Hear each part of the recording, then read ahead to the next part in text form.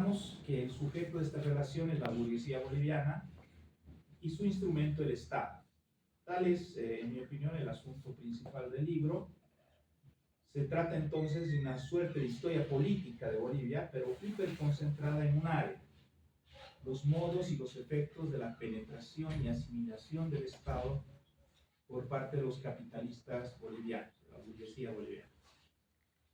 La única excepción es el penúltimo capítulo, que es una fotografía de los principales grupos económicos bolivianos en el momento actual. En esa medida, el trabajo de Hasty es una ilustración de una característica del Estado boliviano que Zavaleta llamaba su falta de separación. Es decir, el que siempre la sociedad civil se haya superpuesto al Estado. Para usar el léxico gramsciano, en Bolivia nunca se ha verificado una diferenciación entre sociedad política y sociedad civil. Por tanto, no se ha producido aún la racionalización estatal teorizada por Max Weber, por ejemplo. Carecemos en sencillo de un Estado moderno capaz de lograr una totalización social, ¿no? El nuestro es un Estado aparente, ¿no? Usando este término también gramsciano que empleó Zavaleta entre nosotros, ¿no? Eso significa que la verdadera columna vertebral de la articulación social no la constituye la acción estatal, sino directamente la acción de la clase dominante. A ver, trabajaremos un poco más con este concepto de la mezcla entre sociedad civil y sociedad política, que Zavaleta consideraba típica de las formaciones sociales abigarradas, como le llamaba él, ¿no? Como se sabe, la noción de sociedad civil tiene dos posibles acepciones, ¿no? Puede ser, como en Marx, un equivalente de la burguesía, más o menos, ¿no? O puede ser, como en el uso académico actual, el conjunto de organizaciones e instituciones que operan como mediaciones entre el Estado y la población. Esa es la sociedad civil, ¿no? Ahora bien, cuando decimos que el Estado boliviano ha sido cooptado por la sociedad civil, estamos pensando en las dos acepciones del concepto. La historia que cuenta este libro es una de esas posibilidades a partir de esas acepciones. Es la penetración y asimilación del Estado por parte de la burguesía, o sea, de la sociedad civil a lo Marx, ¿no? Pero también hay que tomar en cuenta, como señaló Luciana Jáuregui en la presentación de Dueños de Bolivia, en la Feria del Libro de Cochabamba, que existe un segundo tipo de penetración y asimilación, la que realizan las corporaciones en las que se organizan los sectores medios y populares de la población. Ocurre además que una acción, esta penetración y asimilación popular del Estado, puede incluso contrarrestar a la otra, decía Jáuregui, ¿no? La penetración y asimilación burguesa del Estado puede ser de alguna forma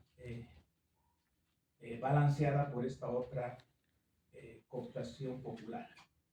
O dicho de otra manera, en un país sin separación hay siempre una pugna entre distintos sectores sociales para instrumentalizar al Estado a su favor. En momentos como el gobierno de Torres a principios de los años 70 del siglo XX, o el de la UDP una década después, o el del MAS durante los últimos 20 años, la instrumentalización corporativa popular fue más fuerte que la de la burguesía empresarial, sin que por eso el Estado hubiera dejado de ser capitalista, y entonces sin que faltaran múltiples relaciones de concesión y captura con la empresa privada, algunas de las cuales son identificadas por este libro.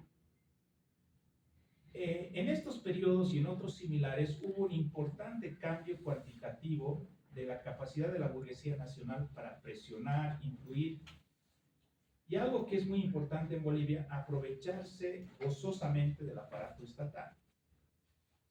Natanael registra esta disminución del poder burgués, pero no la considera muy importante, fundamental por lo menos. Dice que en el periodo del MAS los empresarios chocaron contra los gobiernos de esta época por su diferente composición social. Por un lado, la élite blanca, por el otro lado, sectores indígenas, cholos, mestizos populares, en fin. Este choque impidió que pudieran actuar sobre ellos como de costumbre, ¿no? Como ocurría antes. Pero, según el libro, finalmente impusieron sus intereses estratégicos a través de otros mecanismos, ¿no? Yo coincido con el libro en que los gobiernos del MAS fueron gobiernos capitalistas. Pero discrepo en respecto a que hubieran sido gobiernos burgueses, ¿no? Como se menciona en algunas ocasiones, ¿no? Por lo menos si entendemos como burgueses el sentido de dirigidos por la burguesía tradicional blanca boliviana, ¿no? Porque en estas 2 décadas se produjo un avance de abajo arriba del capitalismo, ¿no? Por medio de la redistribución de la renta gasífera, lo que también benefició a los burgueses, como se ve abundantemente en los datos que presenta el autor, pero son vías indirectas, económicas, antes que el ejercicio directo del poder, ¿no? ¿Cómo habría ocurrido si se hubiera tratado de gobiernos burgueses a la vieja usanza? Claro, si trabajamos exclusivamente con el marxismo ortodoxo, no hay más que una sola burguesía boliviana, ¿no? La propietaria de los medios de producción. Y hacen estos una procesadora de soya, una extensión de tierra en la que crece caña, por ejemplo, o una flotilla de camiones, ¿no? Todos son medios de producción, todos están poseídos por una clase social, en fin. Pero en países postcoloniales como Bolivia se observa una división intraburguesa causada por la sobredeterminación de otros mecanismos de jerarquización y racialización social sobre la estratificación económica normal. Es el viejo debate acerca de la burguesía chola, si existe o no existe. Esta problemática está presente, pero más bien de pasada en el libro que presentamos. Se hacen citas a la noción de clase etnia de Giorgio Oredana, y también se cita mi investigación sobre la burguesía tradicional boliviana, es decir, la burguesía blanca, ¿no? Que es también aquella en la que Hasti se concentra sobre todo, ¿no? Es la que controla los grandes medios de producción. Bien, así como en momentos históricos ya explicados, UDP, Torres, en fin, puede hablarse de una mayor penetración corporativa popular que burguesa. En otros momentos es a la inversa, ¿no? Hay mucho más penetración burguesa que corporativa popular, y los años 90 son los especiales para esto, son el momento del auge neoliberal, ¿no? En ese momento las corporaciones sociales estaban de retirada, se suponía que habían sido destruidas o derrotadas definitivamente, se estaban recomponiendo en la sombra, pero no se veían, y la burguesía podía actuar libremente, ¿no? Actuó libremente. Esta clase social se hizo cargo de la política directamente a través del empresario minero Gonzalo Sánchez de Lozada, el más importante empresario en ese momento, y en un contexto de giro neoliberal en el mundo, tuvo una oportunidad histórica increíble, ¿no? De apropiarse directamente de las principales riquezas del país, ¿no? Pudo apropiarse de los hidrocarburos, de electricidad, las rieles, el éter de transmisión, de ondas, las principales minas y fundidoras. Pero ¿qué pasó? En lugar de apropiarse directamente, entregó la mayor parte de esas riquezas a transnacionales, de las que se contentó con ser proveedora de servicios. Y en esto arrastró también a la alta gerencia nacional, que durante este periodo vivió muy bien haciendo consultorías para estas compañías extranjeras que llegaron al país, ¿no? Entonces yo lo llamo un acto de autoenajenación, ¿no? Y solo hubo pocas protestas de algunos empresarios nacionalistas en contra de esto, ¿no? Creo que ahí se observa muy claramente el carácter de la burguesía boliviana, que, como ya decía la teoría de la dependencia en los años 60, no es subdesarrollada porque no hubiera tenido oportunidades de capitalizarse, porque esta era una oportunidad de capitalizarse, ¿no? Sino porque el subdesarrollo es su única forma de participar en el capital, ¿no? Eso es lo que decía la teoría de la dependencia. Desde la perspectiva ideológica que adopta Natanael, este clivaje entre burguesía nacional y transnacional tampoco tiene mucho interés, digamos, se menciona en el libro, pero no es un eje de este, ¿no? ¿Por qué? Porque en ambos casos los medios de producción se hallan lejos del control de los trabajadores, que es un poco el capítulo final, digamos, el objetivo estratégico, digamos, ¿no? Sin embargo, esta contradicción permite explicar por qué la renacionalización de las grandes empresas estatales tiempo del MAS no fue resistida por la clase dominante del país, ¿no?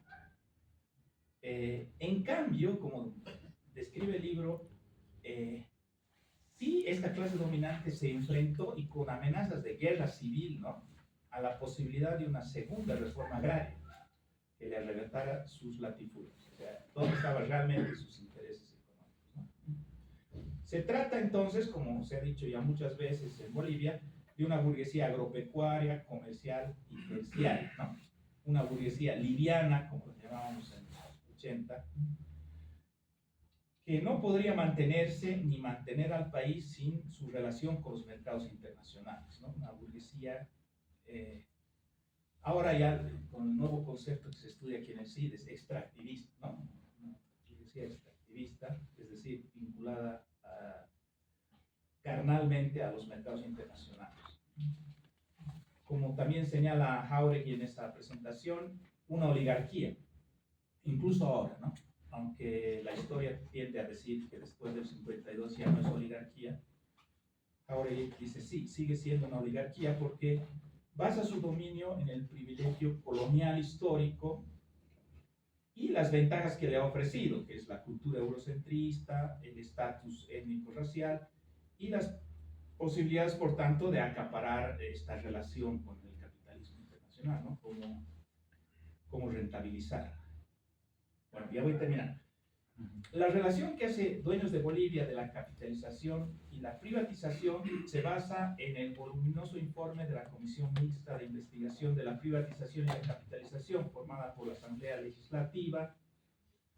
En 2015, el informe se publicó en 2018. Hay un eco entre ambos textos, ¿no?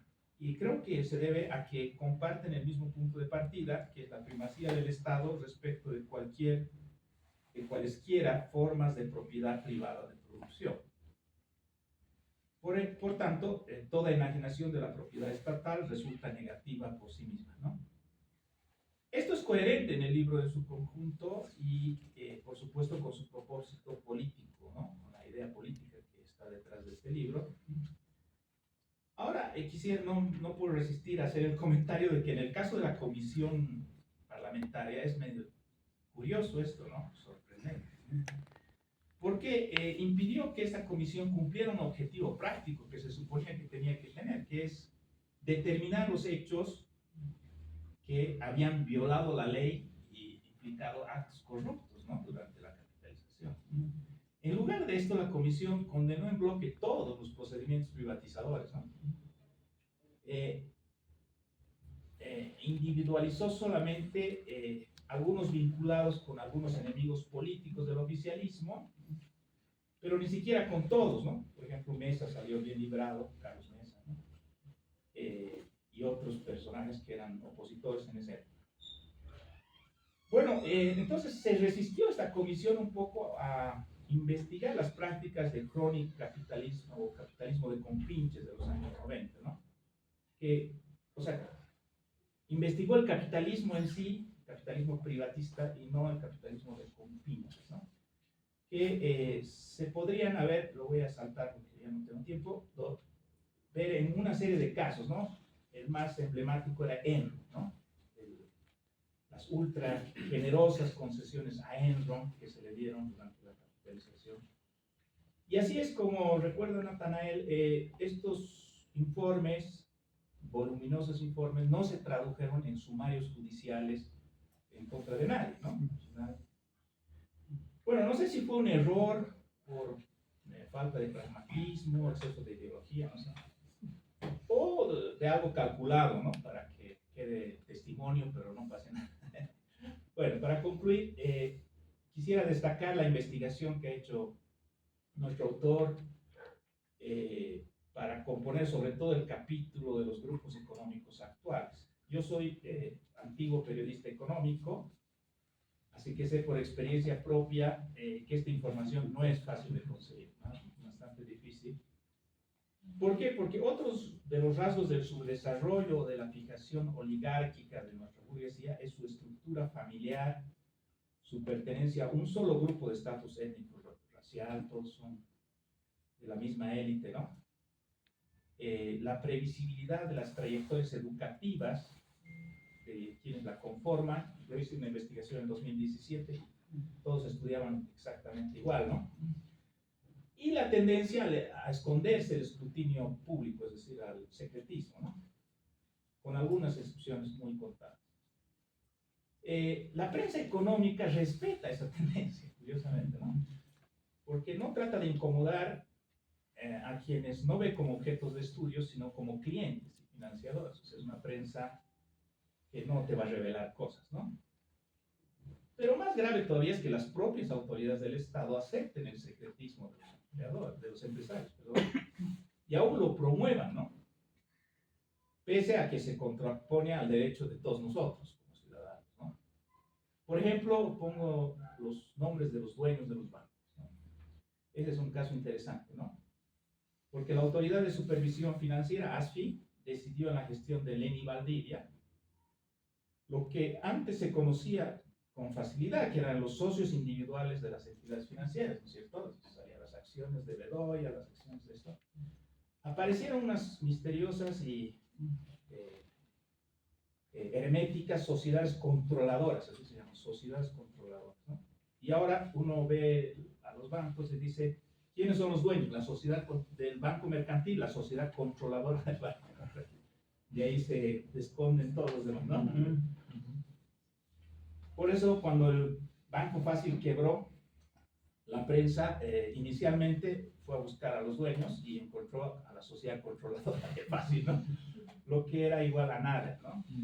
Bueno, al final nos enteramos de los dueños, están en el libro, por supuesto, de Fácil, porque hubo una filtración, pero ilegal, ¿no? A los medios de comunicación.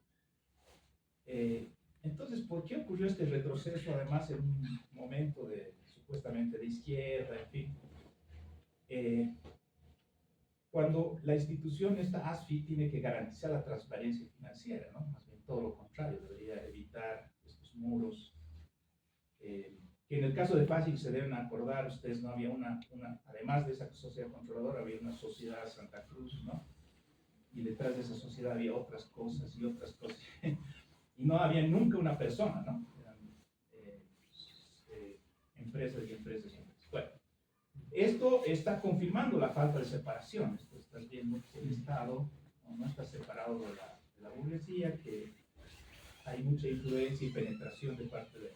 Entonces estoy seguro de que Natanael tuvo que trabajar mucho para conseguir los datos que le han permitido redactar este capítulo y también el resto de su obra. Por la falta de información que acabo de mencionar y luego por el miedo a la reacción del establishment cultural, que es otro factor, ¿no? No hay muchos estudios sobre la élite boliviana. Es uno de los temas menos explorados por las ciencias sociales y por la política inclusive. Así que tenemos que celebrar que hoy un nuevo título se sume a, yo diría, una decena corta que debe haber, ¿no? Y por supuesto felicitar a todos. Felicidades.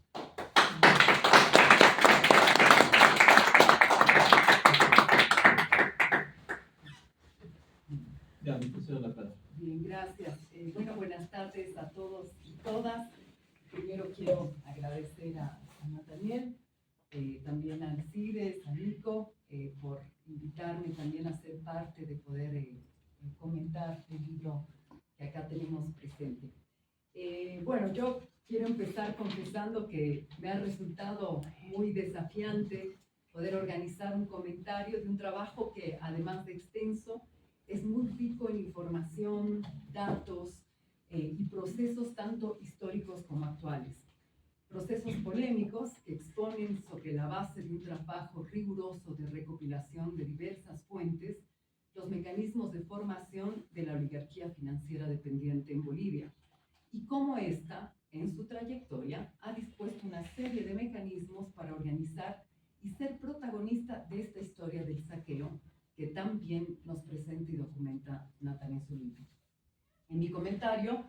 voy a resaltar algunos elementos que para esta oportunidad al menos no quiero dejar pasar.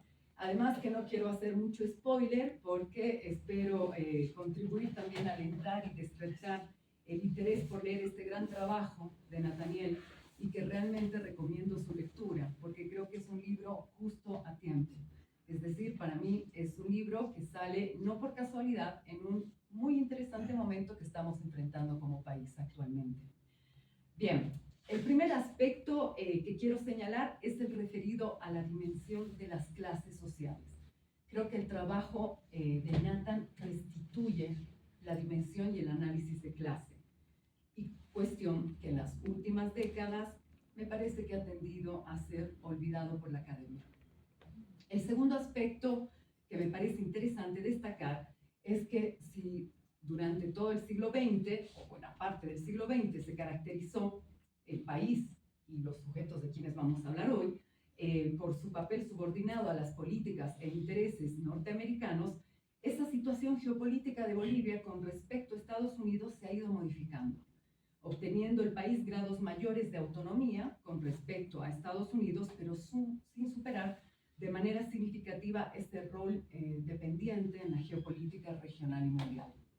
Y un tercer punto que quiero señalar es que el trabajo de Nathaniel no se contenta solamente con hacer un análisis, un estudio y una descripción del saqueo, sino que avanza en proponer una estrategia y un programa para que las y los trabajadores del campo y la ciudad puedan terminar con esta tarea histórica de dependencia y saqueo al servicio de las clases dominantes y no de las necesidades sociales. Aunque el énfasis del libro está puesto también, o nos habla de las resistencias, ¿no? Lo interesante es que muestra cómo estas son reprimidas justamente cuando se tratan de preservar los intereses de las clases dominantes. En ese sentido, el texto de Nathan es un libro militante, es un texto militante, y también es algo que yo considero muy valioso y que aprovecho de destacar también hoy. Voy a desarrollar primero estos puntos lo más brevemente posible. Sobre el primero quiero plantear que el libro de Nathaniel puede verse entonces como un intento por construir una genealogía de un sector destacado de las clases dominantes en el país, como es la oligarquía financiera. Es asimismo un aporte para establecer una economía política del saqueo y del despojo, dando cuenta de cómo las clases dominantes utilizaron y utilizan el Estado como el mecanismo privilegiado de acumulación y concentración de capital. En este sentido, me parece que también el libro entonces problematiza o contribuye a problematizar algunos sentidos comunes, no sé si es preciso decirlo así, pero como es esa mental idea quizás de alcanzar un Estado neutro o imparcial. Nathaniel complejiza estas ideas, lo hace, me parece, de manera muy bien fundamentada, y para ello recupera la concepción clásica del marxismo con respecto a la relación entre el Estado y las clases sociales, para demostrar muy bien que el Estado es una herramienta de las clases dominantes. Aquí Nathan lanza el desafío, me parece, a las concepciones que en los últimos 20 años, tal vez, siguiendo, por ejemplo, no sé, pensemos Pulanzas u otros, consideran que el Estado es un campo en disputa y que por lo tanto podría ser susceptible de convertirse en una herramienta de las clases populares y trabajadoras. Nathan demuestra en su libro que esto no es así, y lo hace no solo cuando aborda cómo se cerró el ciclo constituyente durante los años 2008-2009, garantizando sobre todo cómo las clases dominantes han preservado sus grandes propiedades de la tierra, por ejemplo, o también cuando nos muestra cómo está terminando de conjunto todo el ciclo del MAS, dando una vuelta más a lo que Nathan denomina puertas giratorias. Es decir, la alternancia en las funciones de administración de negocios privados para luego administrar los asuntos estatales y viceversa. Nathan nos ofrece entonces lo que considero una excelente radiografía, o si se quiere, una explicación de los métodos del saqueo, legales y formales, de las clases dominantes. Para explicar esto, es decir, los mecanismos de capitalización y enriquecimiento de estos sectores sociales, utiliza, como señalaba recién, la categoría de puertas giratorias. Es un concepto que describe el tránsito constante de empresarios, banqueros, funcionarios, entre el sector público y el privado. Muestra muy bien cómo estos negocian y gestionan justamente estos espacios. Este mecanismo es el que, como demuestra Nathaniel en su libro, ¿no?, aseguró la continuidad del poder de las élites al interior del Estado y convirtió la administración pública en una extensión del aparato financiero. Ministros de Hacienda, presidentes de Banco Central, altos ejecutivos de la banca, formaron una red de poder que articuló la política económica con los intereses del capital transnacional. En esta lógica, la democracia formal funcionó como un dispositivo de legitimación, pero las decisiones estructurales se toman fuera de la esfera pública. Así, en el libro, Nathaniel nos lleva realmente a visualizar esas puertas giratorias. Vemos con nombres y apellidos cómo los diversos representantes políticos y económicos de las clases dominantes se van alternando de funciones entre la gran empresa privada y los despachos ministeriales en el Estado. Nos muestra de manera muy detallada cómo en esta alternancia se van produciendo los mecanismos políticos y legales que permiten y facilitan la acumulación de capital de los sectores adinerados. Sobre la base de esta visión, el texto de Nathaniel ofrece argumentos sólidos que permiten quizás rechazar o al menos, si quieren, problematizar, por ejemplo, algunos discursos ideológico-políticos que están sonando mucho hoy respecto del emprendedurismo, ¿no?, o incluso la idea de un capitalismo para todos, que ha sonado y hoy se escucha mucho en las voces electorales que estamos escuchando en la actualidad. Hay una diversidad de mecanismos, entonces, que operan en las puertas giratorias. Voy a comentar solo algunos y dejar mencionados otros. Uno que me parece interesante, y es uno privilegiado sin duda, es el de la apropiación de las tierras fiscales. Quiero ilustrar esto con una cita del texto. Las vastas extensiones de tierras fiscales entregadas a las emergentes empresas agroindustriales cruceñas no eran terra nullius, sino que se trataba de tierra-territorio y ecosistemas que desde tiempos inmemoriales se encontraban bajo el cuidado de los pueblos indígenas de tierras bajas. Con el aval de la intermediación estatal, se consolidaron grandes latifundios en el oriente del país. También podemos pensar en el caso más resonado de los últimos años, cuando durante la administración del Estado por parte de Áñez, Branko Marinkovic aprovechaba justamente muy bien las puertas giratorias para garantizar a su familia la dotación de más de 30.000 hectáreas. El punto es que el trabajo de Nathaniel expone esto muy bien, lo demuestra y nos muestra cómo la estrecha relación entre poder económico y poder político se confunden o, si quieren, se mezclan, y donde el poder político es fundamental para garantizar la acumulación capitalista. Este mecanismo rompe definitivamente las barreras del tiempo. Si no, podríamos, por ejemplo, preguntarnos, con tanta historia y tantos ciclos que han pasado bajo el puente, ¿por qué todavía hoy tenemos latifundios? ¿Y por qué sigue siendo, por ejemplo, el problema de la tierra un factor explosivo y tendente a abrir ciclos de luchas agudos? Otro mecanismo muy bien documentado en el libro es el de los famosos paraísos fiscales que garantizan la fuga de capitales en el país. Un caso resonado y que pasó a los titulares de la prensa nacional e internacional, deben recordarlo, fueron los llamados papeles de Panamá. Con una revisión minuciosa, Nathaniel se apoya en fuentes documentadas, como por ejemplo los datos proporcionados por la Comisión Especial Mixta de Investigación, Papeles de Panamá, que se trata, como él nos explica, de una investigación parlamentaria que duró en el periodo 2016 al 2017, y que había identificado a algunos de los principales representantes de empresas bolivianas con empresas offshore y sus intermediarios nacionales. Nathaniel explica que se realizó con análisis de redes sociales, ¿no?, priorizando a los actores con mayor centralidad, y que si bien identificó la vinculación de 360 empresas registradas en Bolivia y 198 personas naturales en estas listas de Panamá, fueron solo 74 casos, o sea, no la totalidad, los que ameritaron más estudio, los que se concentraron en ser estudiados. Destacan aquí nombres, bueno, algo señalaba Fernando recién, desde otros puntos, pero nombres que son bastante familiares, como la familia Marinkovic, como Friedrich Guillaux, que es Acapana, de Doria Medina, o como, por ejemplo, Luis Fernando Camacho, pero también entre los más destacados se encuentran, por ejemplo, referentes del TEL, etcétera, ¿no? El punto es que la fuga de capitales, ¿no?, que revela el estudio, es un dato bastante alto e interesante, ya que indica que en el 2016 se habían transferido 989 millones de dólares estadounidenses a paraísos fiscales, una suma que equivalía al casi 3%, 2,9% del Producto Interno Bruto de ese año. Nuevamente, estas formas de fuga de capitales no son nuevas, sin dudas, y también claramente tienen una trayectoria de larga data. Y como en el anterior punto, vemos además cómo estos mecanismos de enriquecimiento o capitalización requieren del poder político estatal para garantizarse. Eso también lo grafica y explica muy bien Nathaniel en el libro. Por ejemplo, para ello recuerda cuando se presentó el proyecto de ley de lucha contra el uso de paraísos fiscales y que fue presentado por la misma comisión investigadora.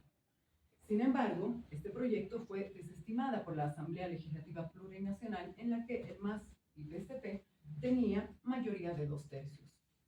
Por lo que, aún presentándose, eso nos explica, digamos, denuncias en el Ministerio Público, no existía, por lo tanto, un marco legal que prohíba la fuga de capitales, ¿no?, de forma explícita. Entonces, la decisión política de desestimar el proyecto de ley contra la ley de capitales fue y es, pueden haber otros ejemplos, que Nathaniel también los recoge, la decisión de garantizar en los hechos la impunidad, en este caso de 198 personas, por encima de los intereses de todo un país. Es decir, estamos hablando de que Bolivia ha producido miles de millones de dólares en concepto de exportación que no se quedan en el país y continúan capitalizándose en las financieras de los paraísos fiscales. Cuando hoy todos nos preguntamos dónde están los dólares, creo que el libro de Nathaniel nos puede ayudar a tener al menos unas muy buenas pistas. Evidentemente, hacía algunas menciones, por ejemplo, Fernando, hay varios otros mecanismos de las puertas giratorias, los procesos de privatización y capitalización. Creo que el libro elige algunos importantes y los documenta bien, los explica muy bien. Están los créditos internacionales, es decir, el uso de la deuda externa, que son realmente muy bien aprovechados para la creación de bancos o fondos financieros privados, o incluso obras de infraestructura, pero que casualmente terminan siendo, sobre todo, fundamentalmente aprovechados por las mismas familias de siempre, o beneficios tributarios, impositivos, etc. Otra idea interesante para señalar es que aunque Nathaniel pone énfasis en la formación de la clase dominante, no abandona o no rechaza la comprensión de la estrecha relación entre la etnicidad y la formación de clase. Aunque el objetivo del texto no es ese, indudablemente podemos afirmar que el trabajo de Nathan es un estudio particularmente centrado en las clases etnias blanco-mestizas, ya que se centra en lo más concentrado del capital y no tanto, aunque sí encuentra en su estudio, ¿no?, en los procesos de acumulación de capital de los sectores que en los ciclos de administración del Estado, por parte del MAS, han empezado a desarrollar también procesos incipientes de acumulación y que son objeto, por ejemplo, ¿no?, de estudio de la economía popular, etc. Bueno, sobre la dimensión de clase, entonces, no es únicamente reconstruir una cronología de hechos, sino revelar la lógica interna de la dominación de clase en Bolivia. La articulación entre poder económico, Estado y coerción militar, por ejemplo, sostenida históricamente por una alianza entre las oligarquías locales y el capital extranjero. Como una idea fuerza, quizás para cerrar este primer comentario, los otros dos son breves, no se preocupen. En este punto, el libro de Nathaniel trabaja entonces la hipótesis general de que Bolivia ha estado dominada históricamente por una oligarquía financiera dependiente, una fracción de clase que concentra los medios de producción y el poder económico, articulada a intereses extranjeros y sostenida por estructuras políticas y militares nacionales. A lo largo del libro desarrolla esta tesis siguiendo una lectura dialéctica de la historia, entendiendo los procesos económicos y políticos como resultado de contradicciones internas y externas que dan forma a cada etapa del desarrollo capitalista en el país. Su enfoque combina, entonces, la teoría marxista de las clases sociales, la economía política del despojo y el saqueo, y la crítica al capitalismo, digamos, periférico, situando el caso boliviano en ese contexto. Un segundo punto, en el que lo señalaba antes y me voy a concentrar más brevemente, es en el que quiero destacar cómo el libro nos ofrece elementos para comprender la ubicación de Bolivia en el contexto regional e internacional, cruzado por profundas disputas geopolíticas. Si bien los mecanismos de concentración y acumulación de capital se mantienen a lo largo del tiempo, lo cierto es que la ubicación del país con respecto al capital norteamericano ha ido cambiando. Recordemos, por ejemplo, esto que puede ser algo ilustrativo, cómo en los años 90 los candidatos se peleaban por ver quiénes tenían la green card y quiénes no. Y hoy, en cambio, estamos viendo cómo los candidatos se cuidan de hablar mal de China y de los negocios con China, que sin perder su rol subordinado y dependiente están dispuestos a cambiar, digamos, de jefe o de patrón si fuera necesario. Evidentemente, en las últimas décadas, el retroceso de la hegemonía norteamericana a nivel mundial se ha traducido para nuestro país en tener una posición con una autonomía relativa mayor, ¿no? De ser un Estado, tomando las categorías marxistas, semicolonial, según, o a un Estado, perdón, más bien dependiente con rasgos semicoloniales. Esta transformación de la ubicación de Bolivia en el mapa geopolítico es de suma importancia para pensar las políticas públicas y los procesos económicos a futuro, es decir, los que hoy están abiertos. Y creo que el libro de Nathan permite tener pistas interesantes para ese también, para tomar ese desafío. Citando a Nathanael, entonces, para ejemplificar este punto, este cambio geopolítico es de fundamental importancia, pues en las últimas 2 décadas pasamos de una economía dependiente del capital estadounidense y en menor medida del capital europeo a una relación de dependencias cruzadas en la que los países del bloque de los BRICS tienen mayor presencia en la economía nacional, que ubicaron al país en medio de las disputas de control geopolítico. En ese contexto, la emergencia y el desarrollo de las fracciones, ¿no?, de la burguesía durante los gobiernos del MAS y PCP responde justamente a estas pugnas entre los distintos países y bloques capitalistas e imperialistas, ¿no?, con intereses en el país. Bueno, relevo este punto porque sitúa muy bien las contradicciones de la oligarquía dependiente boliviana en la actualidad, profundamente estudiada por Nathanael para dar cuenta que lejos de ser estas oligarquías un vestigio del pasado, es más bien la expresión dinámica de la clase del poder capitalista dependiente. Y para terminar, un tercer punto que quería destacar es que el trabajo de Nathanael no solo es riguroso académicamente, sino que también es un texto militante. Nathanael nos plantea a lo largo de su libro y fundamentalmente en el capítulo final la necesidad de romper con estos mecanismos de puertas giratorias que permiten el enriquecimiento de pequeños grupos a costa de las necesidades de las grandes mayorías. Nata nos pregunta en ese capítulo, lanza una pregunta, provocadora seguramente para muchos. ¿Expropiar a los expropiadores?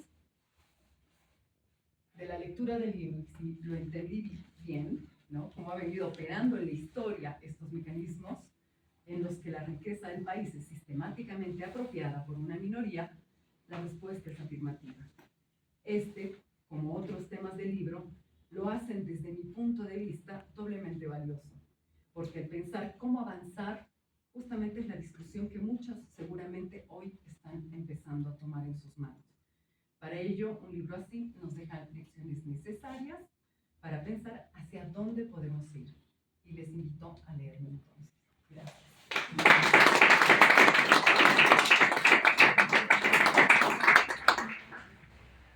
Bueno, iba a ser muy breve, ya han dicho todos los compañeros, los colegas que me acompañan. Además, Gabriela ha sido tribunal de tesis de la tesis justamente que mencionaba al comienzo de Nathanael, una tesis, bueno, que ha tenido la nota más alta y de la que se ha hablado en los círculos de las ciencias sociales de forma bastante intensa. Y en el caso de Fernando es autor de algunos de los textos principales sobre la oligarquía boliviana, la clase alta boliviana, dos grupos de poder económico boliviano. Así que tienen muchas más cosas que decir que yo y más importantes que yo. Mira, quiero un poco retroceder en relación al texto, ¿no? A lo que aborda el texto y repitiendo un poco algunas cosas que ya hemos dicho, ¿no? Que me parece que el texto aborda las relaciones y las puertas giratorias entre los principales grupos de poder económico en Bolivia y el poder político. No solo las puertas giratorias, sino como el poder político ha sido una herramienta, una especie de trampolín para la consolidación y la expansión económica, a veces también ilícita, la protección judicial, la reproducción de los privilegios de estos grupos de poder. O sea que de alguna forma no es la burguesía que da forma a un Estado burgués, como dice Nathanael, sino es un poco al revés, ¿no? Es el Estado, sus mecanismos, sus relaciones transnacionales también, que acaba produciendo y reproduciendo esta burguesía. Sin embargo, y esta es un poco una interpretación mía del texto de Nathanael, una de las paradojas de estos procesos es que se han consolidado unos grupos de poder en Bolivia, en su control no solo de la finanza, no solo de la tierra, no solo de la producción agropecuaria, de exportación, sino además de los medios de comunicación, de las universidades privadas, que son todas herramientas estratégicas para su reproducción como grupo, como clase, que un poco hace parecer que estos grupos y estos poderes económicos han logrado emanciparse de alguna forma de las estructuras estatales convencionales, ¿no? Obligando a veces el Estado a recurrir a ellos para su cotidiano funcionamiento, ¿no? El libro Nathanael es un libro en contratendencia, de alguna forma Gabriela lo llamaba, ¿no? Es un libro justo a tiempo, ¿no? Y dado que en la coyuntura en que estamos, la gran empresa, las confederaciones patronales como la Confederación de Empresarios Privados, la CAINCO, se las ha ido posicionando cada vez más en los medios de comunicación y también entre los candidatos políticos como los principales referentes capaces de definir los horizontes, los caminos económicos del país, ¿no? Y el trabajo de Nathanael más bien nos proporciona una historia incómoda que relaciona a estas confederaciones, a estos grupos de poder, que muy a menudo una historia incómoda que subyace a estos grupos y que pone en cuestión su rol de fundadores de la patria, digamos, y definidores de un nuevo horizonte económico, ¿no? Su trabajo aborda diferentes momentos, como decíamos, desde la Revolución del 52 hasta hoy en día. Enfoca, por ejemplo, los procesos de financiamiento estatal o de la inyección de recursos públicos a las cajas de las empresas de esta burguesía Juncker. Decimos Juncker en italiano, ¿cómo se dice? ¿También? Está generalizado Juncker. Sí, durante el bancerismo, por ejemplo, llega hasta los procesos de privatización de las empresas estatales, cómo estos procesos han ido beneficiando y fortaleciendo ciertos grupos económicos durante el ajuste. Habla de los rescates de los bancos privados en default, en quiebra, unos bancos que se prestaban entre ellos, un patrón que se repite, digamos, desde los años 80 hasta el caso muy actual del Banco Fácil. Unos bancos privados en quiebra que siguen siendo rescatados con recursos públicos, ¿no? Y en esta historia, Nathanael posiciona a las empresas y los grupos económicos privados como actores estratégicos en la gestión, la regulación, la decisión pública, literalmente privatizando el rol del Estado o disfrazando intereses privados por intereses públicos, ¿ya? La historia además llega al gobierno del MAS, que no ha sido capaz de frenar estos intereses privados, ha pactado con ellos, ha reproducido los mismos patrones, un poco traicionando la agenda de octubre de las organizaciones sociales, ¿no? Bueno, el trabajo es un esfuerzo para mí magistral en términos de investigación, metodológicamente, como decía Fernando, es algo increíble ver el nivel de detalle en el acceso a la información que ha logrado Natanael. Tenemos varios estudiantes en el CIDES que se quejan de lo difícil que es estudiar las economías informales o los cooperativistas mineros por lo cerrados que son. Intenten estudiar los grandes grupos de poder y porque efectivamente estos son los más cerrados, los más difíciles de investigar en términos de acceso a información. Entonces, y efectivamente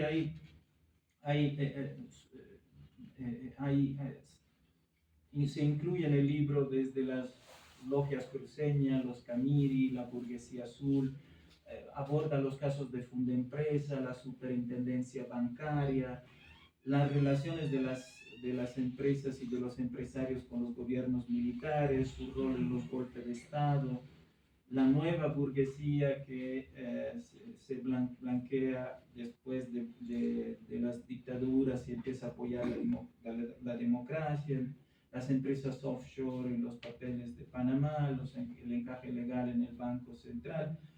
Estudios de investigación, de estudios de caso como Fácil, la privatización de los fondos de pensión. De verdad es un texto así que logra articular y logra investigar una serie de dinámicas muy distintas, casos de estudios específicos llegando en cierto detalle. Entonces, en ese sentido, por eso yo le decía que es de verdad un esfuerzo importante para acercarse a las dinámicas y al grupo social que quiere, a los grupos sociales y de poder que quiere estudiar. Natanael. Como decía bien Fernando, el libro es un libro que da para un debate político, más que todo, ¿no? Pero a mí más bien por de formación profesional me interesan los temas sociales, los temas económicos. Yo, por ejemplo, me he acercado a la investigación de Natanael y también la investigación de Fernando, que tiene dos textos muy buenos, bueno, tiene muchos textos, es un escritor súper prolífico sobre estos temas. Hay un libro que me gusta mucho de Fernando que es Modos del Privilegio, hay otro que es El Príncipe Neoliberal, que hace unos análisis interesantes de los grupos de poder en Bolivia.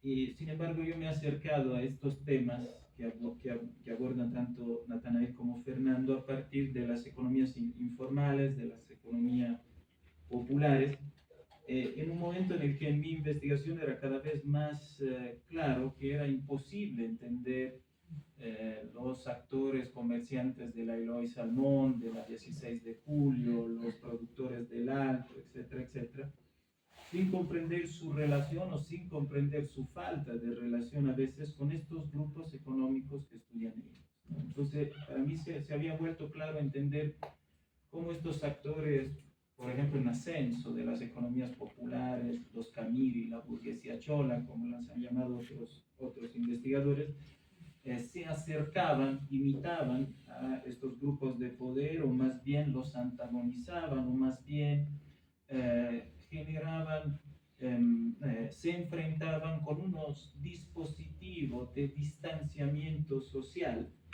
que se producen en momentos como estos, donde estos camiris o esta burguesía chola se estaba acercando de alguna forma socialmente o económicamente a los grupos de poder establecidos. Es un poco para que entienda de dónde vienen mis comentarios, mis preguntas que quisiera un poco lanzar a Natanael, ¿no?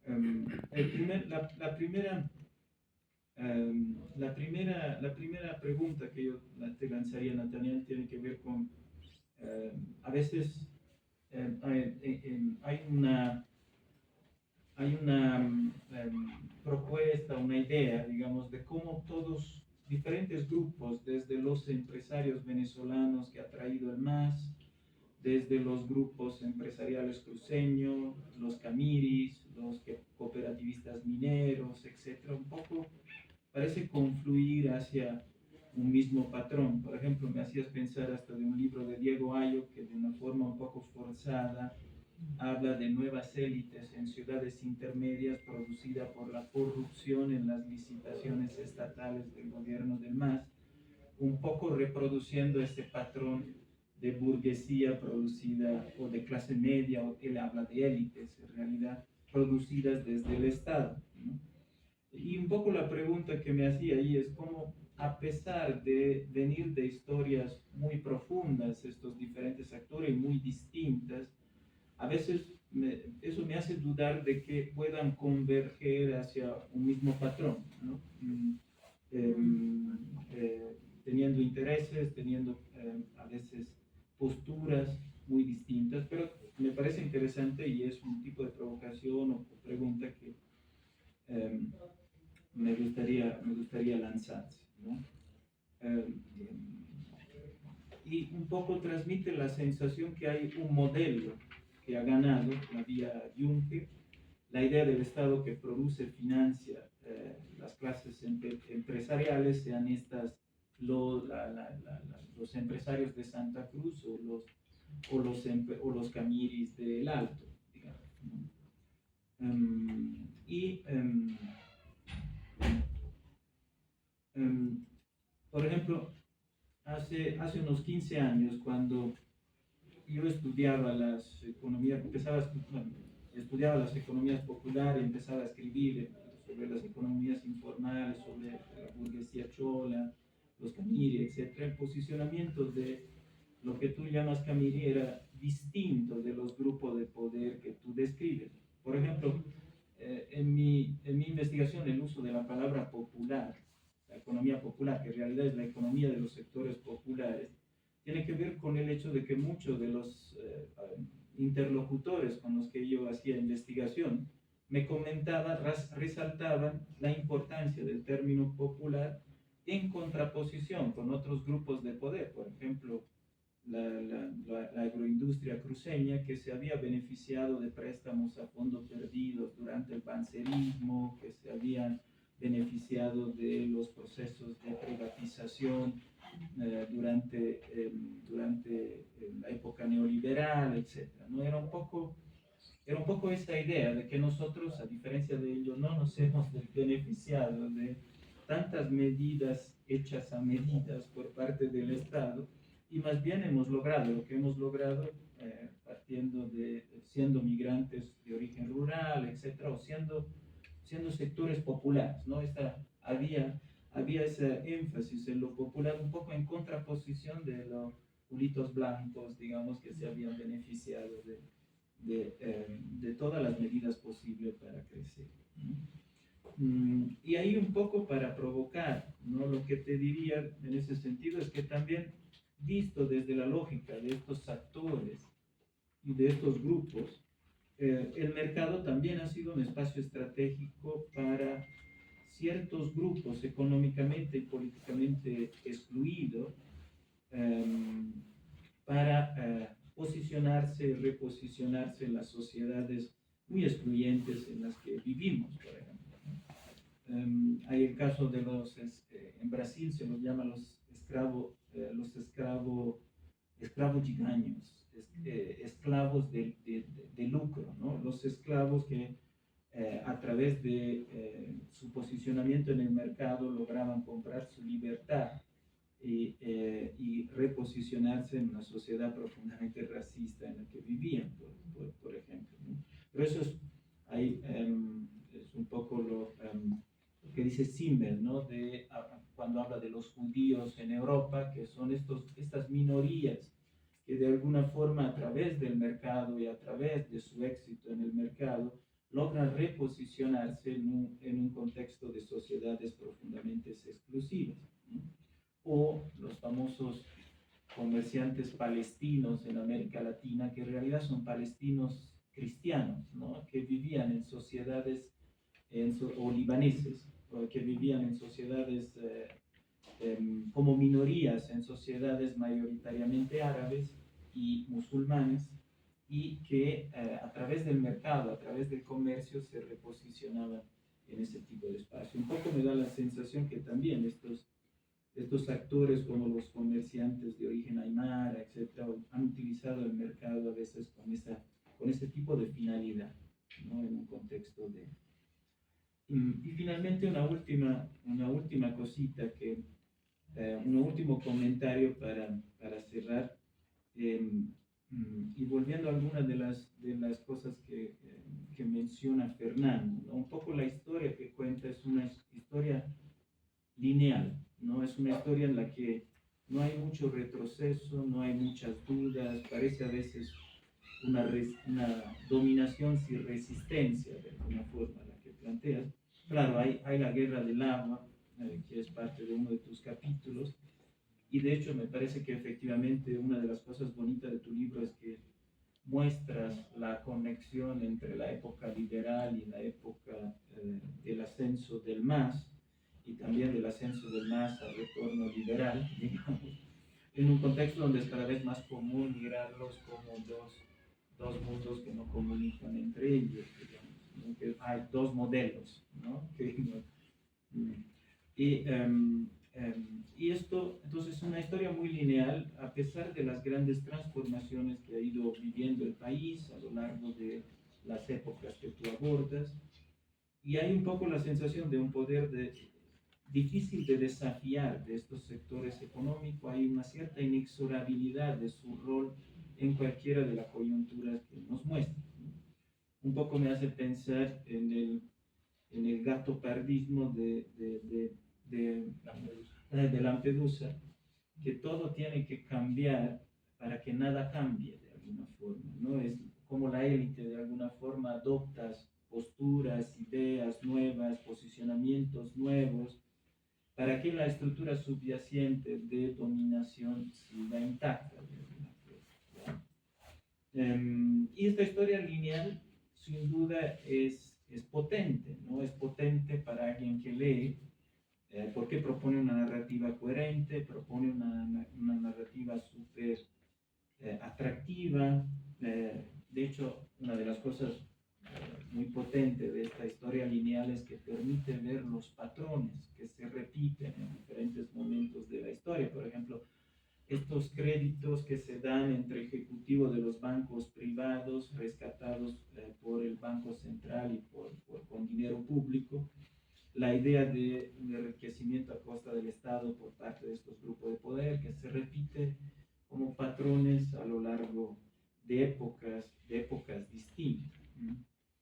Pero también estamos muy acostumbrados en nuestro contexto a pensar la historia de los grupos sociales que componen nuestra sociedad de una forma más heterodoxa de lo que plantea, más compleja, con más vacío, con más contradicción, etc., ¿no?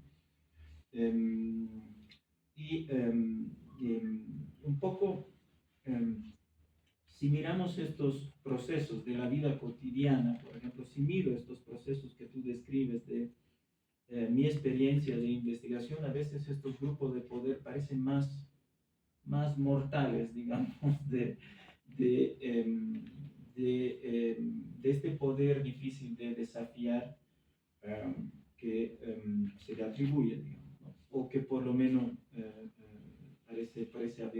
parecen haber desarrollado. Por ejemplo, para darte un ejemplo más concreto, en 2020, en plena pandemia, uno de los grupos de poder que es dueño de una famosa empresa de materiales de limpieza, contrata la Guardia Municipal del Alto para realizar una redada en el mercado Asodimín, nueva generación de la zona de Bolívar D en el Alto, ¿no? Entonces lo que hacen estos actores es contratar de forma ilícita, claramente, la Guardia Municipal del Alto para atacar a uno de los que el mercado Asodimín en el Alto vende también producto de limpieza, para atacar a algunos de su competencia, ¿ya? Entonces ves como una de estas grandes empresas, uno de estos grandes grupos de poder, se lanza en contra de estos actores aparentemente insignificantes, semiformales, etc., ¿no? Esto ha pasado en muchos otros casos, ha pasado con una famosa empresa de autos que todos conocemos y que ha utilizado las mismas formas y las mismas prácticas para atacar su competencia de alguna forma, ¿no? O con Fernando en otros momentos lo que hablábamos era como una de las estrategias fundamentales y prioritarias de la Confederación de Empresarios Privados en este momento es reducir la cantidad de mercancías de contrabando que se necesita para que un contrabandista vaya a la cárcel, ¿ya?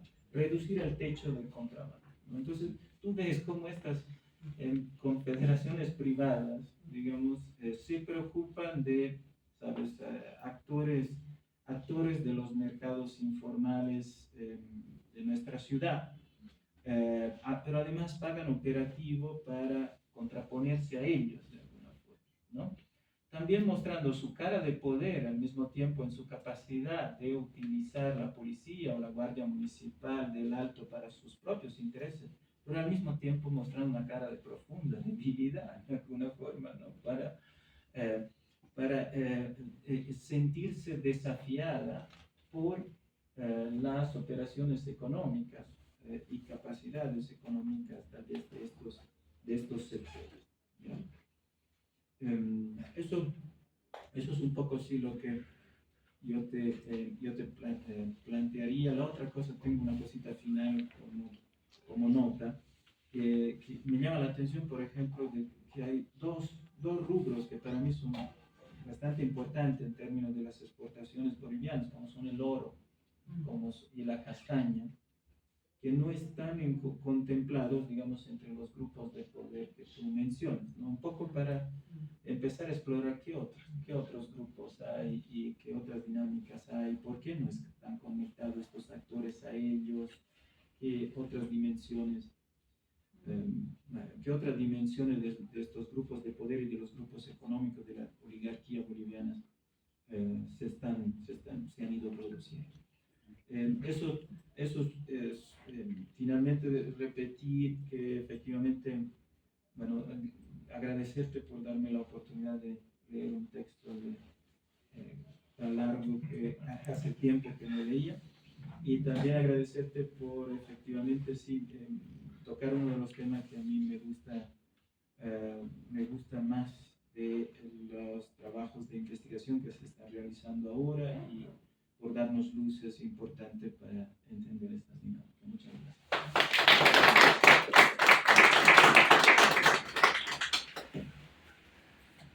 Buenas noches a todas, todos y todas los asistentes.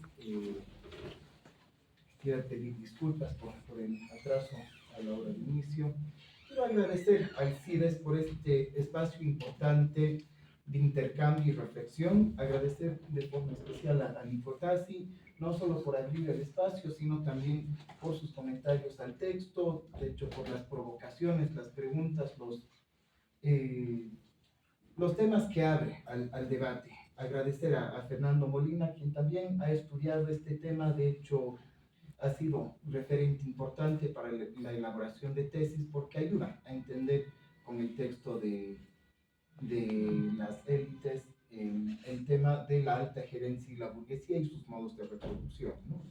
Y a la vez agradecer a Gabriela Ruescas, quien fue tribunal de tesis, como decía Nico cuando inicié esta investigación, y quien aporta también con sus comentarios sobre el tema de tierra y otros elementos muy importantes.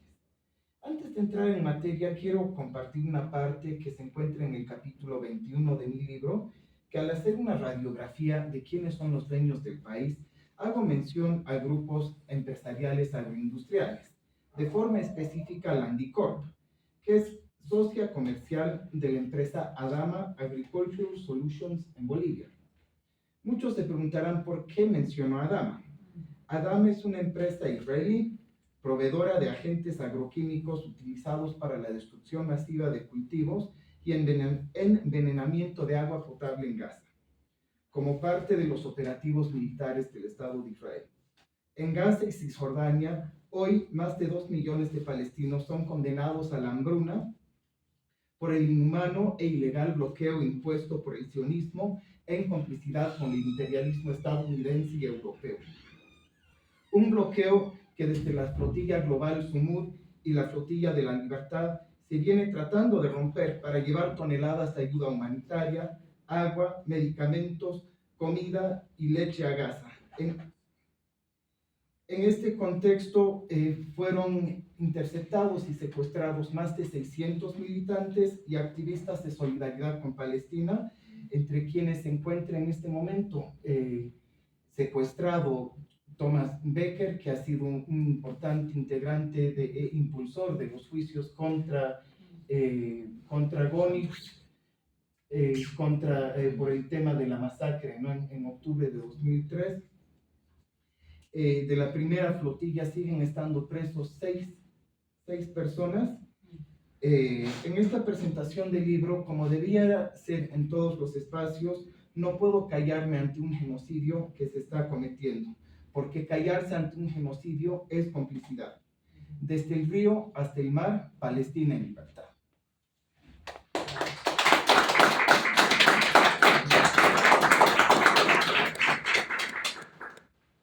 Jesús de Machaca, Uncía, Catavi, los campos de María Barzola, Potosí, siglo XX, San Juan, Tolate y Apizana, Todos Santos, Amayapampa, Capirzaca, Yayagua, las universidades públicas, Guarizata, Enero Negro en Cochabamba, el río Tahuamano en El Porvenir, el Pedregal, Sencata, Iguayani, Sacaba y tantos otros lugares en nuestro país son testigos de la imposición sangrienta de la paz y el orden de los dueños del país.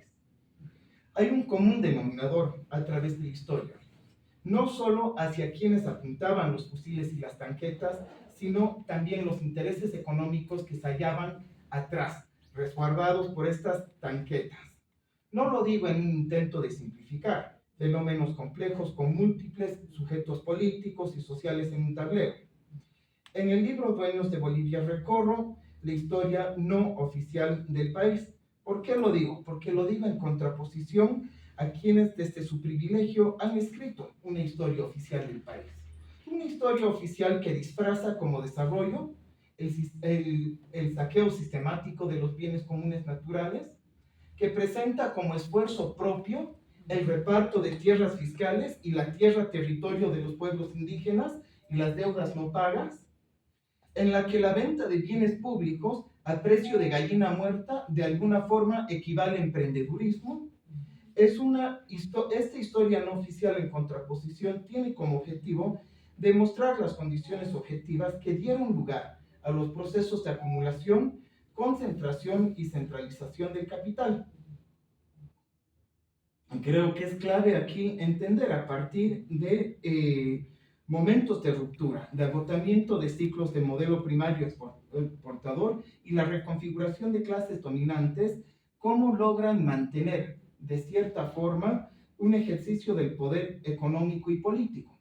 Esto, por supuesto, que no excluye, yo creo que desde una óptica dialéctica, materialista histórico de la historia, existen contradicciones internas en todo proceso social.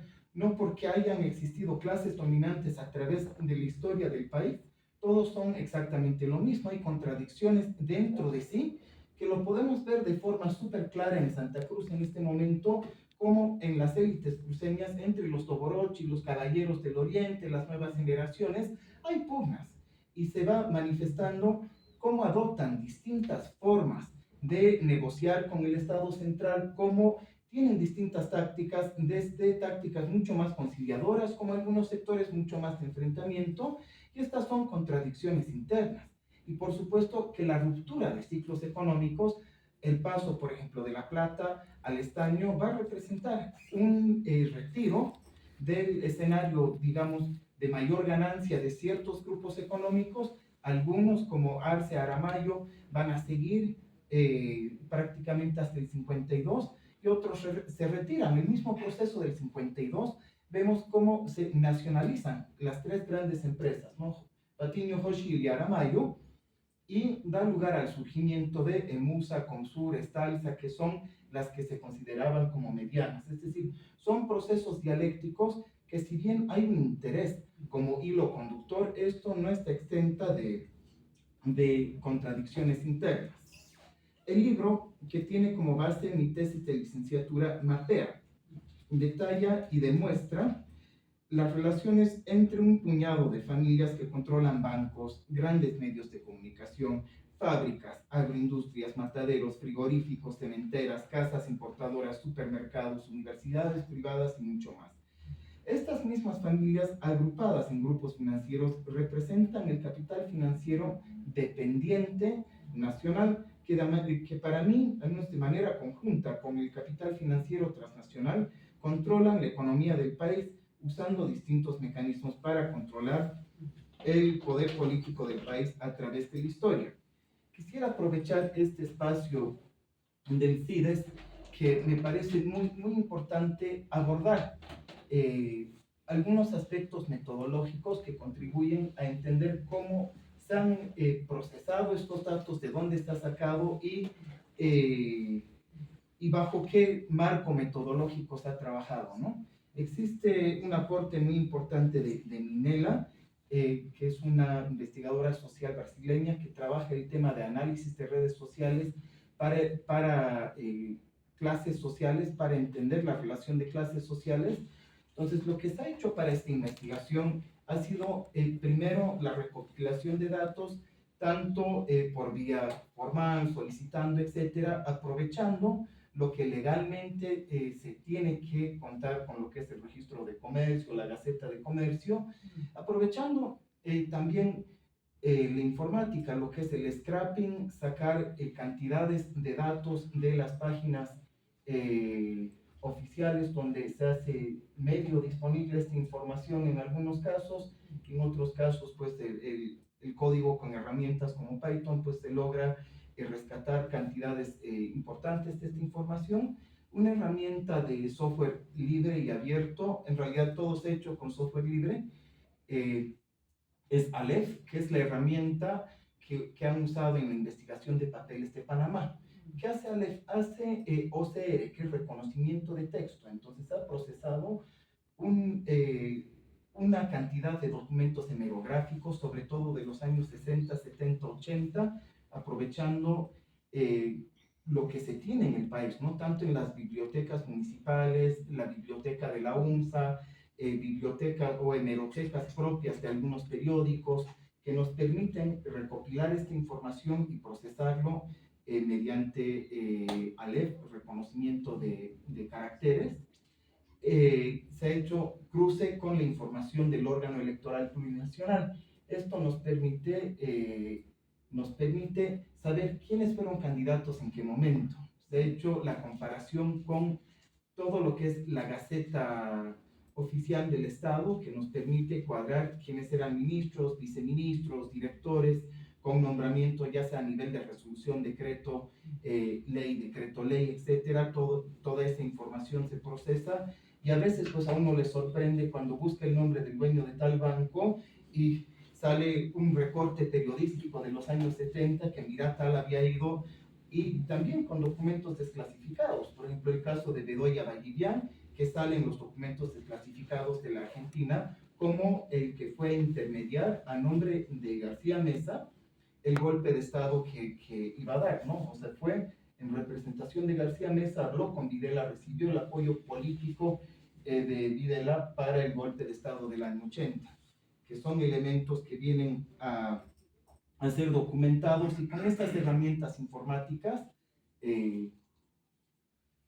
se logra encontrar. Por otro lado, el análisis de redes como tal es un cruce prácticamente de matemática con sociología, ¿no? Entonces lo que se hace es armar, es matemática matricial, se arman matrices de relaciones entre una persona con otra persona o una persona con una empresa, etcétera, y esto se hace también con un peso ya sea determinado por su porcentaje de acciones, por su participación en directorio, etcétera, y de esa manera logramos generar datos que también nos permiten grados de centralidad, grados de interrelación y también encontrar nodos que son nodos de puente. Es lo que uno dice, claro, hay un grupo económico aquí, hay un grupo económico allá, ¿cómo se relacionan? Y ahí vamos encontrando personas clave que tienen acciones aquí y tienen acciones allá, o espacios clave. Por ejemplo, las AFPs fueron un espacio súper clave porque ahí se reunían directivos de distintas empresas y es completamente legítimo que te reúnas en un espacio con un directorio de AFP con el accionista del otro banco, ¿no es cierto? Y con ese accionista del otro banco ya no es algo ilícito que se estén reuniendo porque están hablando de la AFP, entre comillas.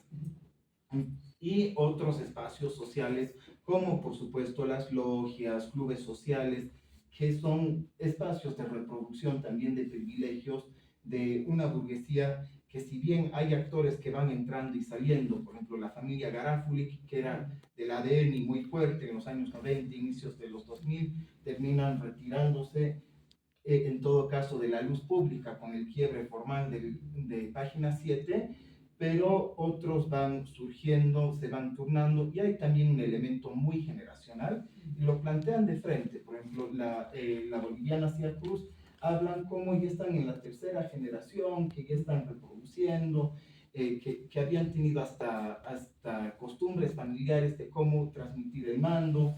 Si entramos por el lado más sociológico, se pueden ver rasgos, o sea, elementos sumamente patriarcales, como el hijo varón primogénito suele ser el que hereda el lugar, por ejemplo, de gerente general. Los hijos ilegítimos tienen participación accionaria mucho menor, si es que lo tienen, y sucesivamente, ¿no? Son algunos elementos metodológicos que ayudan, que creo que es sumamente importante,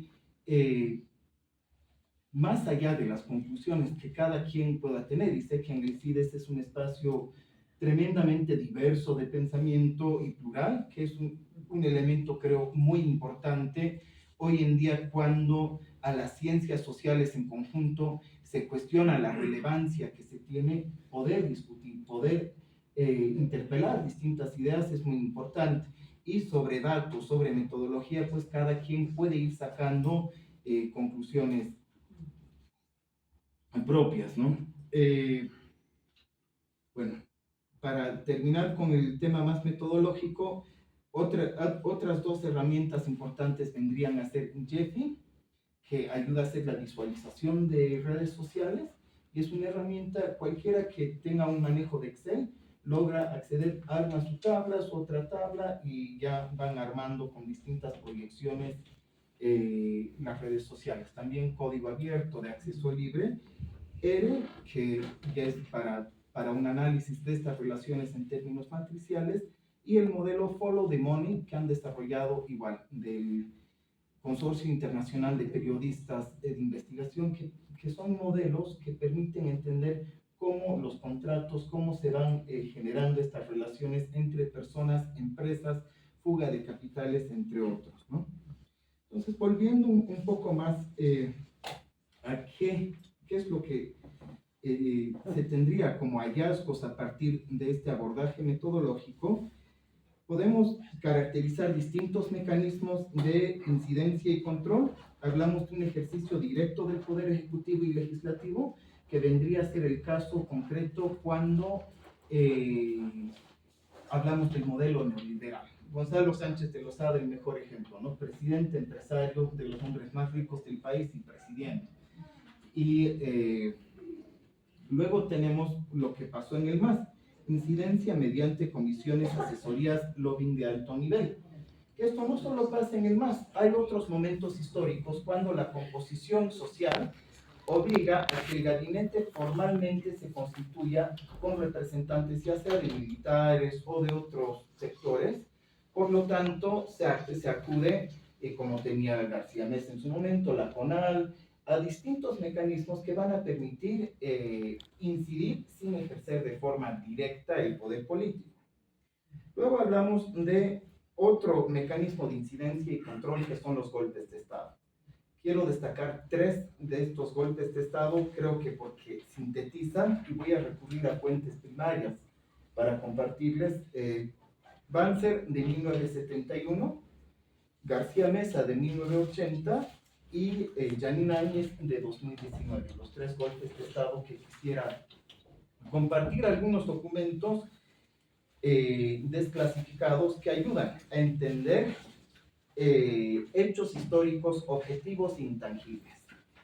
Leo del boletín 201, Quebrado 71, fecha 23 de agosto de 1971, 2 días después del golpe de Estado de Banzer, bueno, de la consolidación en La Paz, ¿no?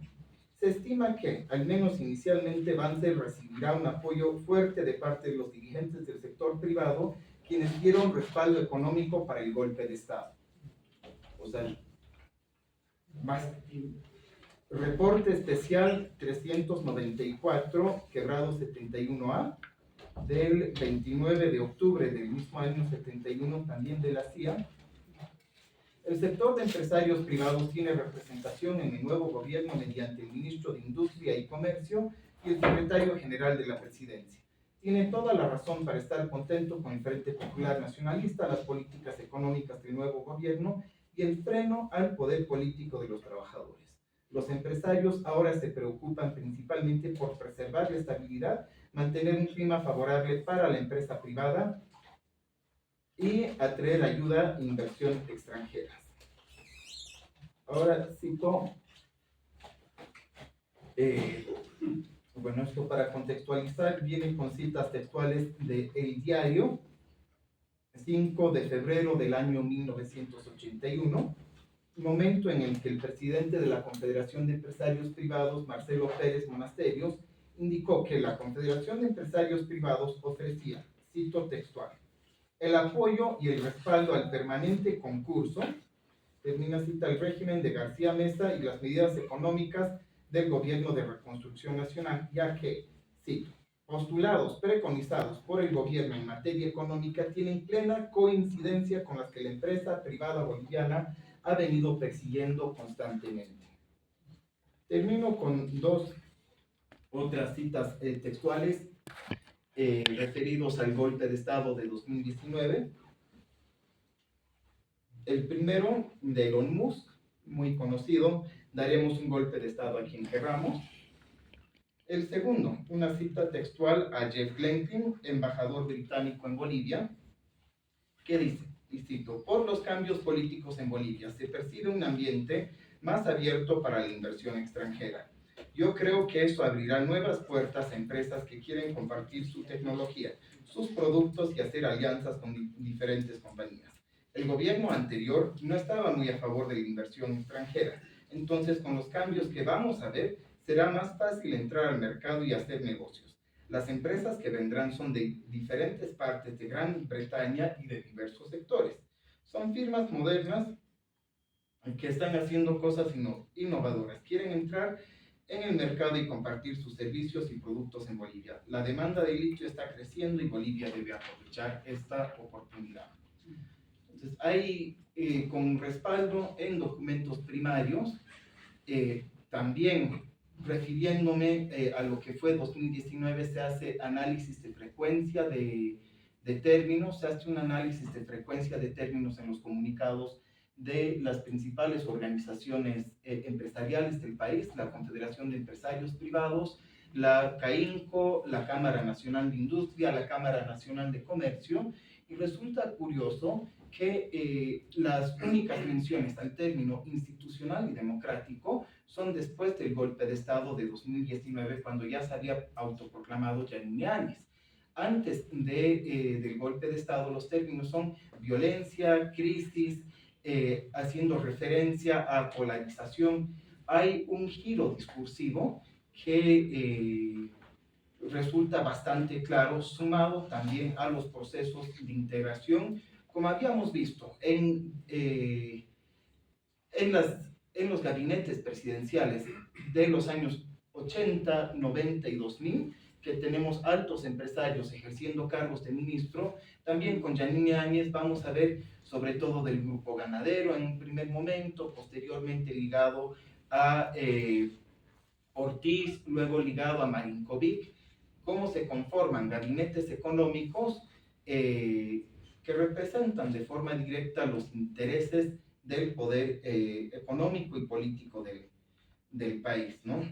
Creo que aquí es importante hablar, si bien se habla del Estado como instrumento de dominación de clase, creo que también es importante hablar de instrumento de dominación de clase que lo ejerce bloques de clases o fracciones de clase, y en ese sentido no es un poder hegemónico, hay intereses conjuntos. Podemos ver en tiempos neoliberales como, por ejemplo, cuando el MIR ADN estuvo en gobierno, le dan concesiones mineras a Goni. Cuando Goni estuvo en el gobierno, le dan Fancesa, acciones en Fancesa a Samuel Doria Medina. Cuando el MNR está en el poder, le da la Santa Mónica a Garafuli del ADN, es decir, hay un intercambio de favores, pero eso no implica tampoco un actuar como bloque hegemónico ni mucho menos, sino que hay contradicciones entre ellos, y creo que eso es importante destacar para tener una lectura dialéctica, como decía, de estos procesos. Quería aprovechar el momento, como estamos a pocos días de una segunda vuelta, creo que hacer en las elecciones, ¿no? Creo que los espacios académicos tienen que ser espacios de discusión política como siempre lo han sido. Y en este sentido, hacer un poco de memoria histórica, aprovechando este espacio, quiero leer algunas de las empresas que fueron privatizadas, enajenadas o capitalizadas durante el gobierno del ADN, en el que Jorge Tuto Quiroga fue vicepresidente y luego presidente.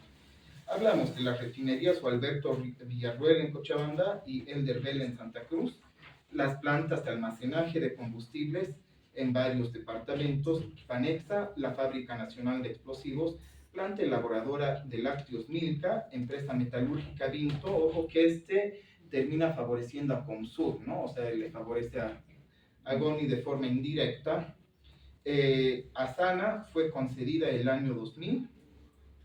Industrias Agrícolas de Bermejo, Fancesa, hablamos del 33% del paquete accionario, perdón, me corrijo, cuando decía Goni le había cedido a Samuel Doria Medina fue en el Puente, me disculpo por el lapsus, fue en la fábrica de cemento El Puente que Goni le cedió a Doria Medina. En Fancesa fue Tuto Quiroga quien le cedió estas acciones del 33%.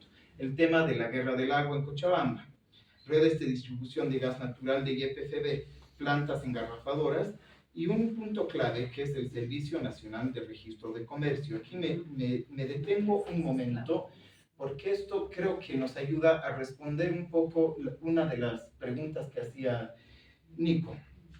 Cuando hablamos de Fundempresa, ¿por qué la importancia de que los empresarios privados, las cámaras industriales de comercio, la CAINCO y constructores se hagan cargo de Fundempresa? Es el mecanismo, somos el país que rankea entre los últimos lugares en América Latina por la cantidad de días y trámites necesarios para poder crear y mantener una empresa privada. Pero quienes han establecido todos esos procedimientos no ha sido pues un gobierno de izquierda, ni mucho menos, han sido los propios empresarios privados. Es decir, han utilizado el mecanismo del Estado para garantizar su propio monopolio, porque pueden impedir, quieres formar una SRL hasta el año 2020, que se revierte, o 21, que se revierte efectivamente la concesión a Fundempresa, tenías que pasar por manos de quienes. Es una práctica hasta desleal, por decir, yo quiero crear una empresa de construcción, me tienen que aprobar los de la Cámara de Constructores. Quiero crear una empresa comercial, la Cámara Nacional de Comercio, es decir, los principales dirigentes son quienes tienen el filtro supuestamente técnico, pero en los hechos, mediante trámites rigurosos, pueden hacer que sea mucho más para favorecerse en términos de mantener un monopolio, ¿no? Entonces, esta enajenación de funciones del Estado, creo que cuando hablamos también, por ejemplo, de economías, llámese populares, emergentes, etcétera, uno de los elementos claves es el reconocimiento formal. con el que no siempre se cuenta o no en todos los sentidos. Y un impedimento histórico para esto ha sido Fundaempresa, que de hecho igual el régimen de Áñez intentó extender de forma ilegal, porque fue mediante decreto que intentó extender otros 20 años más la concesión que inicialmente había dado Tuto Quiroga. Vamos a continuar con un poquito de memoria histórica. De hecho, ya salieron a luz varios documentos al respecto que ya se tenía publicado en el libro. J.P. Velasco. J.P. Velasco es accionista de Sociedad de Inversiones de la Sierra S.A. Y como bien decía Fernando, es como ir pelando una cebolla, entender cómo se constituye el Banco Fácil, porque tienen esta Sociedad de Inversiones La Sierra. Luego tienen el Santa Cruz Financial Group. Luego recién uno encuentra el banco. Entonces, él tiene 0,57% de acciones en Sociedad de Inversiones La Sierra, que es el doble de lo que tiene su papá, quien fue de hecho directivo, y hay que considerar que es un negocio familiar, en términos de que no solo se encuentra el papá, sino que se encuentran los tíos y otros familiares de primer grado como accionistas de esta Sociedad de Inversiones La Sierra. El 72% de Santa Cruz Financial Group le pertenece a la Sociedad de Inversiones La Sierra y el 99% del Banco Fácil le pertenece a Santa Cruz Financial Group. Entonces, si bien ya salieron a luz más documentos al respecto, quiero aprovechar para desmentir quien anda diciendo en los medios que nunca tuvo nada que ver. De hecho, es accionista de la empresa, que es dueña de la empresa, que es dueña del banco, ¿no? Por otro lado, como parte de la democracia pactada, había un diputado, ¿no?, por el MIR en aquel momento, Rodrigo Paz Pereira. Y pasa que el año 2002, como se hacían todos los pactos en Parlamento, se establece un plan de nombre muy bonito, ¿no? Plan Bolivia para un acuerdo de responsabilidad nacional, que suscriben el MNR y el MIR, por el cual asciende al poder Gonzalo Sánchez de Lozada. Tan nuevo no es el candidato del otro lado tampoco, porque estamos hablando de una coalición de gobierno que además estableció prácticamente el programa de gobierno que del 2002 hasta el año 2003, en todo caso, Gonzalo Sánchez de Lozada ejerció contando con el respaldo parlamentario del bloque del MIR, del cual formaba parte Paz Pereira. Quiero terminar planteando que la historia no es unilateral. Ahí tengo bastante diferencia con la lectura de Nico. Yo no creo que la historia sea lineal ni unilateral. Creo que en el tablero de la lucha de clases, cada una de nuestras conquistas es justo eso. Es cuando los movimientos indígena, originario, obrero, estudiantil y popular luchan por mejores condiciones de vida y trabajo, contra el saqueo, la privatización, por tierra, territorio, por soberanía y dignidad. Y ante esas situaciones, evidentemente, hay una correlación de fuerzas. En algunos momentos se desatan masacres, en otros momentos también se logran victorias importantes. Yo creo que más bien en ese sentido, el desarrollo de la historia, creo que hay dos lecturas muy comunes, como que el marxismo generalmente se plantea que tenemos una visión de historia lineal, como que el tren de la historia, como los libros, los textos como que clásicos de la Academia de Ciencias de la URSS, la humanidad en marcha hacia una sociedad nueva, y creo que eso es una falta de lectura al marxismo como tal. Y hay otras lecturas que se han vuelto muy populares en redes, sobre todo, que es esto de lo circular, ¿no? Como que pasamos de un modelo más estatal, asciende la clase media, volvemos, votan a la derecha, y es esta justificación de que andamos en círculo. Ahí yo me baso en una visión más hegeliana, más dialéctica de la historia, que es que la historia se desarrolla en espiral. Y eso es lo que pienso yo que rescata Marx a través de sus obras, porque este desarrollo espiral de la historia, ¿qué significa? Podemos volver en términos circulares a las mismas coordenadas en algunas dimensiones, sí, pero volvemos con el cúmulo de las experiencias de la lucha de clases que nos permiten estar en condiciones mejores para seguir peleando. Yo pienso que ahí estamos enfrentados evidentemente a una realidad bastante abrumadora, no solo en Bolivia. No lo digo con una voz de derrota, sino más bien a modo de analizar. Estamos viviendo en un mundo donde se desatan guerras, donde se desata un genocidio en Palestina. Estamos en una realidad electoral en la que tenemos una ultraderecha y un populismo de derecha como las dos opciones que se nos presentan, en la que hay una proscripción a las alternativas electorales que se encuentran fuera de ese marco de comprensión. Y en ese sentido sí, nos enfrentamos, pero además nos enfrentamos a quienes. Nos enfrentamos, lo digo porque el libro no busca solo ser análisis de la realidad social, sino también plantear qué tipos de salidas tenemos. Y en ese sentido, creo yo que las ciencias sociales, toda ciencia, toma partida. No hay ciencias neutrales. Y tomar partida significa también tomar esta información para ponerla a disposición de las luchas contra quienes no han dudado en 2019 de masacrar en Sencati y Sacaba. No han dudado en el 81, no han dudado en el 80, no han dudado en el 71. Y en ese sentido nos enfrentamos a un poder económico que está dispuesto a luchar con todo y con todo. Y lo hemos visto no solo con las fuerzas militares, lo hemos visto el 11 de enero en Cochabamba, lo hemos visto en el Porvenir. Y en ese sentido es fundamental saber contra quiénes nos estamos planteando para disputar el futuro de este país. Y en ese sentido es preguntarnos, y creo que sobre este punto quería complementar que no solo, o sea, hablaban varios de los comentaristas de estos procesos de acumulación de capital a raíz de lo público y de lo estatal, sí, pero hay que escarbar más. ¿Lo estatal de dónde sale? Lo estatal, si nos remontamos en la historia de la República como tal, los primeros 50 años sale de los impuestos indigenales, más del 50% del presupuesto general de la nación.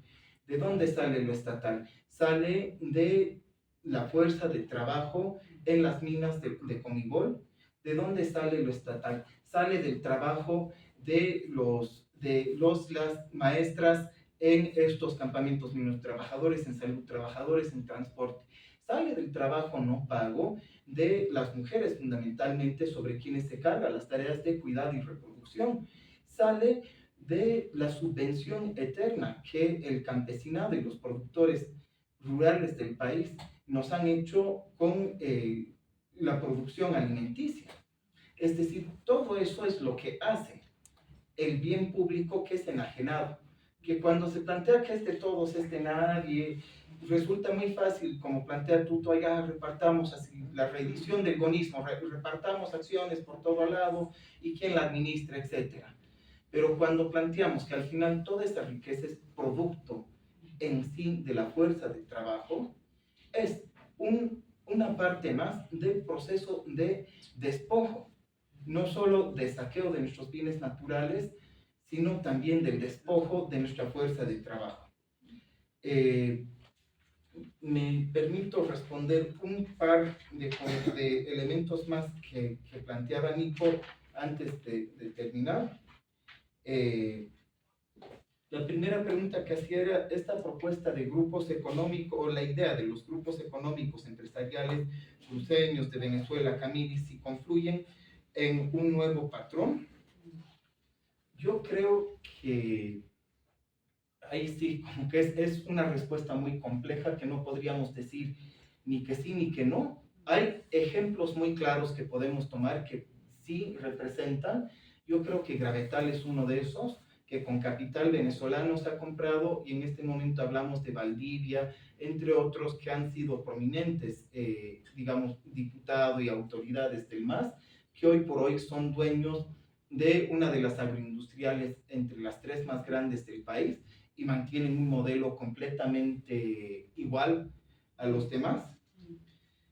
Creo que hay una disputa en muchos niveles cuando hablamos de burguesías emergentes o de camiris, etcétera, con la oligarquía tradicional, y eso pasa por el Estado colonial, pasa por las concepciones mismas en torno al Estado, la identidad, y eso Fernando lo plantea muy bien cuando analiza el colegio franco, el colegio alemán, como al final hay una constitución de clase etnia blanca que en este país ha sido tradicionalmente la que ha dominado, y puedes tener todo lo que quieras tener en la billetera, pero si tu apellido es Choquehuanca, Mamani, Quispe, no vas a estar en el club social junto al Marinkovic, junto a la gente bien, como los llamaría Lorgio, ¿no? Creo que quizás incluso esta pregunta provocadora es la pregunta que deberíamos de hacerle a Álvaro García Linera en su proyecto del año 2006, cuando nos plantea el capitalismo andino amazónico. ¿Cuál era la apuesta? Si la apuesta era formar una burguesía chola, camiri, etcétera, para reemplazar a la ya existente, disputar espacios, conquistar, derrotar y conquistar. Creo que no, al menos a mí no me quedó claro cuál era la propuesta. Creo que intentó un poco de las tres, y en todo caso ninguno de los sectores ha adoptado plenamente su proyecto de Estado.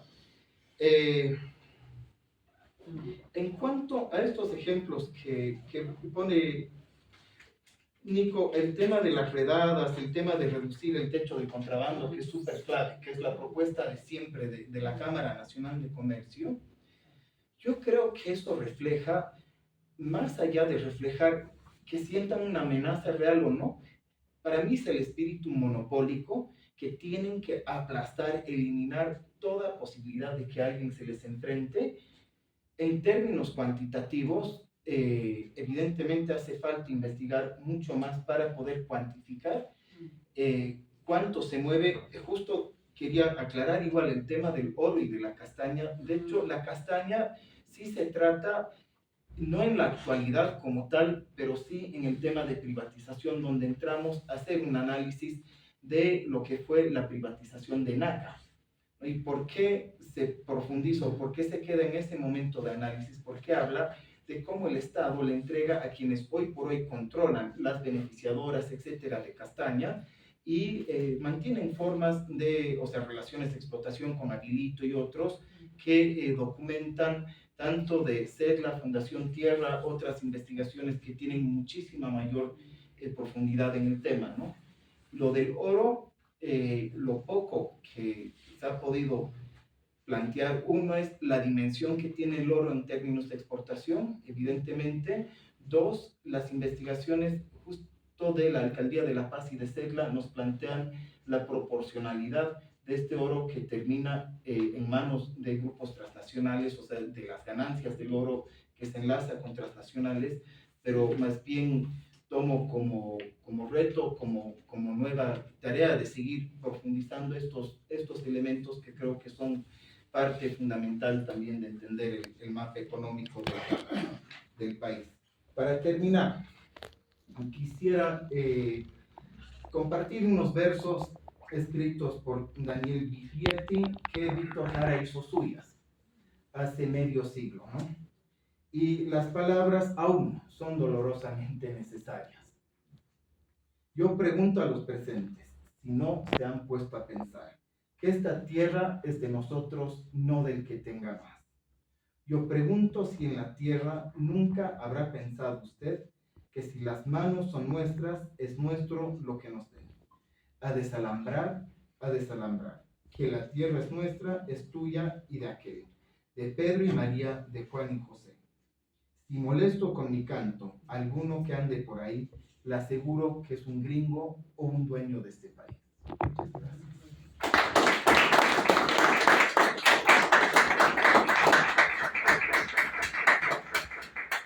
Bueno, muchísimas gracias a Natael, muchísimas gracias a Fernando y a sus comentarios. No sé como siempre, más de lo debido. Mil disculpas, ya es 8 de la noche. Le pido que nos cerremos aquí el conversatorio de hoy, la presentación del libro de hoy. Natanael se va a quedar, sin embargo, un ratito para responder a sus consultas, sus comentarios. Sé que es muy bonito, aunque no hemos leído el libro, algunos de ustedes por lo menos no han leído el libro, quedarse a charlar con el autor siempre es algo muy que se agradece, ¿ya? Muchísimas gracias por su participación y como siempre están en su casa.